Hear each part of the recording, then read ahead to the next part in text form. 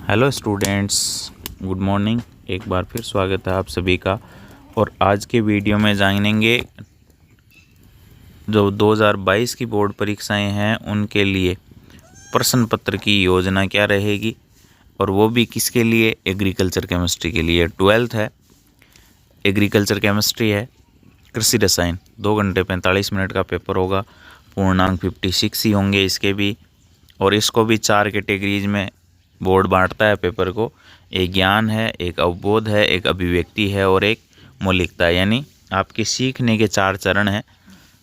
ये ज़्यादा इम्पोर्टेंस नहीं रखता है और टोटल 56 मार्क्स हैं। आगे बढ़ते हैं। अब देखो प्रश्नों के प्रकारवार नंबर। जो वस्तुनिष्ठ टाइप के प्रश्न होंगे वो होंगे, उन प्रश्नों की संख्या होगी 13। थोड़ा जूम कर देता हूँ। वस्तुनिष्ठ प्रश्न होंगे, उन प्रश्नों की संख्या होगी 13 और वो प्रत्येक एक एक अंक के होंगे। वस्तुनिष्ठ का मतलब हो जाता है एबेसैद्य वाले, और आगे ये भी देखेंगे कौन कौन से चैप्टर से वो आएंगे। लेकिन वस्तुनिष्ठ का मतलब एबेसैद्य वाले 4 ऑप्शन वाले, और उसमें सम्मिलित है रिक्तस्थान वाले। फिर हैं देखो 8 अति लघुतरात्मक, वो भी एक एक नंबर के हैं, यानी छोटे प्रश्न 21 नंबर के होंगे। फिर लघुतरात्मक जो हैं वो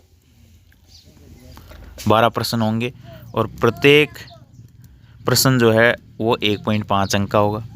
दीर्घ उत्तर वाले 3 प्रश्न होंगे, 3-3 अंक के होंगे, और निबंधात्मक 2 प्रश्न होंगे, 4 अंक के। यानी एक प्रश्न जो है वो 4 अंक का होगा, दोनों 8 अंक के होंगे। बड़े प्रश्न आएंगे वो 4-4 अंक के शामिल होंगे।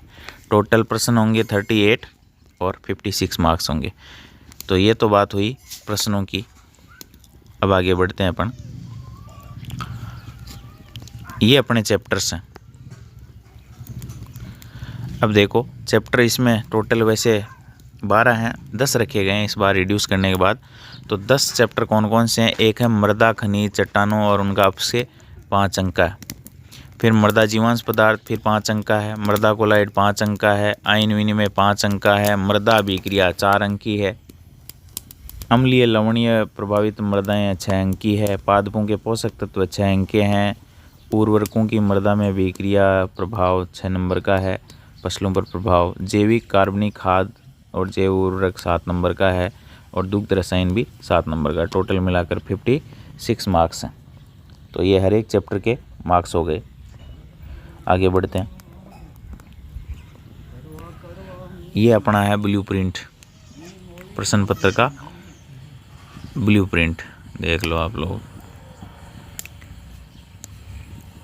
ये अब इसके अंदर अपने को ये देखना है कि कौन से चैप्टर से वस्तुनिष्ठ आएंगे। तो देखो वस्तुनिष्ठ यानी ऑब्जेक्टिव और रिक्तस्थान वाले प्रश्न जो हैं वो हर एक चैप्टर से केवल दुग्ध रसायन को छोड़ करके सबसे एक एक अंक का एक एक प्रश्न आएगा। पहली बात तो 9 चैप्टर से ये आएंगे। एक जो है मृदा कोलोइड जो है उससे 2 प्रश्न आएंगे। ये सॉइल कोलोइड है, इससे 2 प्रश्न ऑब्जेक्टिव होंगे। तो टोटल 10 नंबर के 10 प्रश्न हैं। फिर और ऑब्जेक्टिव कहाँ से आने वाले हैं? तो देखो और ऑब्जेक्टिव इस में से कहीं नहीं आ रहे। फिर ये एक ऑब्जेक्टिव ये रहा। दूसरे चैप्टर से 2 आएंगे, यानी मृदा जीवांश और मृदा सूक्ष्म जीव से। फिर देखो 2 ऑब्जेक्टिव ये रहे, एक दुग्ध रसायन से है और एक जैविक और कार्बनिक खाद और जैव उर्वरक से। ये टोटल 13। फिर अपने को देख लेना है अति लघु कौन कौन से हैं, क्योंकि ये सबसे ज़्यादा मार्क्स अपने को दिलाएंगे। अति लघु देखो ये यहाँ रहे, ये वाले इन चैप्टर से अति लघु आएंगे। अम्लीय और लवणीय प्रभावित पादपों के पोषक तत्व, फसलों पर प्रभाव वाला, जैविक और कार्बनिक खाद जैव उर्वरक से और दुग्ध रसायन से। इसमें से अति लघु सवाल आएंगे, बहुत छोटे। फिर अपने को ये देख लेना है दीर्घ उत्तर वाले कौन कौन से आएंगे। तो यहाँ आपको पूरा ब्लूप्रिंट दिया हुआ है। जब भी अपन किसी चैप्टर का अध्ययन करेंगे तो चैप्टर का अध्ययन करने से पूर्व अपन ये देखेंगे कि उस चैप्टर में से कौन कौन से किस किस प्रकार के सवाल आने की संभावनाएं हैं या किस प्रकार के सवाल पूछे जाएंगे बोर्ड द्वारा। तो अपने को उसी हिसाब से तैयारी कर लेनी है। तो ये था आपका ब्लूप्रिंट। इसके बाद इसका मॉडल पेपर है, जिसको अपने किसी अन्य वीडियो के माध्यम से देखेंगे कि इसके मॉडल पेपर में कौन कौन से प्रश्न हैं, किस किस प्रकार के शामिल किए गए हैं।